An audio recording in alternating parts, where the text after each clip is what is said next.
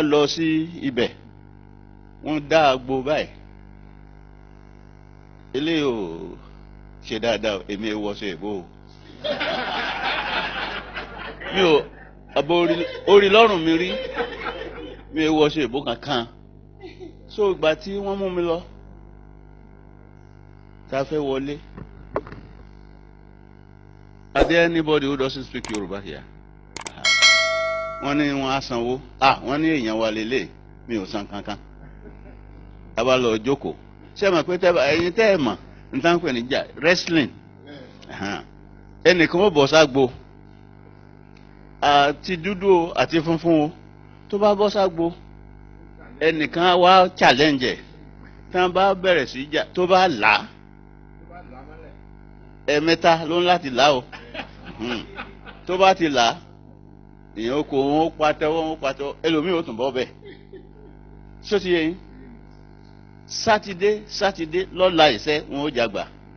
Ǹjẹ́ rí i wọn kàn jagbà ń mọ̀ pọ̀ mọ́? All right. Number 2. Kò sí nǹkan tí wọ́n ṣe. Ìbá ṣe gọ́vùnà nǹkan kan wọ́n ó jẹ gàrí. Abẹ́ẹ̀kọ́?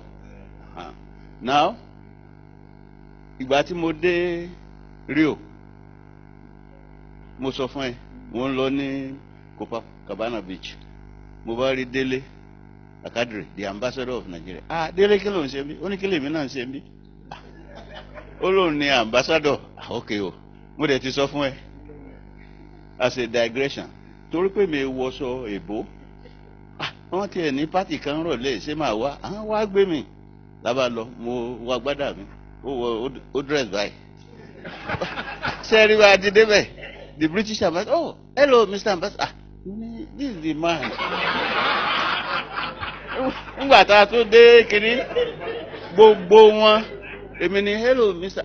Ó nìyí o. Mo ní Délé sórí pé wọ́n la kọ̀wé mi. Àwọn wọ́n ròyìn pé ngbà tó jẹ́ ambassador, ó láti wọṣọ Nàìjíríà. Àbí kò yé? Ni wọ́n bá sọ fún mi pé lọ́la o. Wọ́n á ṣe Yemọja. Ṣé ẹ mọ̀ pé òkòkò Yemọja ǹjẹ́ tẹ́ lè gbàbẹ̀? Àbí òye yín? Ṣé ẹ mọ̀ pé láyé ẹjọ́ wọ́n ṣe Yemọja ń bàdàn yín? Ní arúgbá gbogbo wọn. Wọ́n bá gbé lọ sókun nǹkan kan.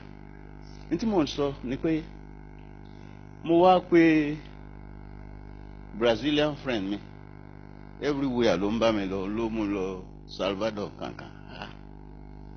Kí ló dé? Tó jẹ́ pé ń jẹ́gbà kí ló dé tẹ̀sí ó lóò tiẹ̀ tí ì rí nǹkan kan ṣó mọ̀ pé a máa padà sí Salvador a ń láti lọ rí àwọn ìjà olóòṣà la bá débẹ̀ wọ́n wọṣọ funfun bá a ṣe ń ṣe ń bí àwọn tó bá jọkùnrin wọn dirun báyìí bí ẹn tẹ́ pè ní chief priest ó wà níwájú ẹ bomi wẹ̀ you know.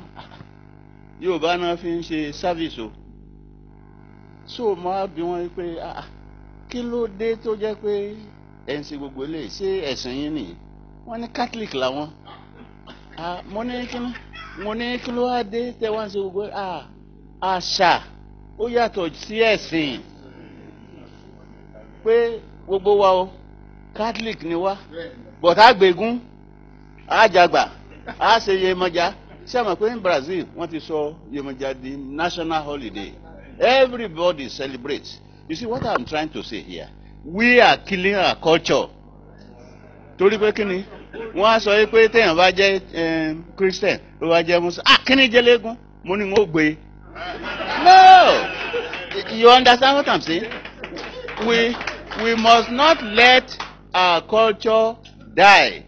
So like you said, Alákìjà ṣebí from Salvador ni Ferreira Santos àjọ one class ṣé bó mọ̀ pé Brazilian quarters lẹ́kọ̀ọ́ gbogbo wọn Salvador wọn ti wá ṣó ti yẹ bá Oge Alákìjà ó sì wà o he's about 80 years old he's from Salvador.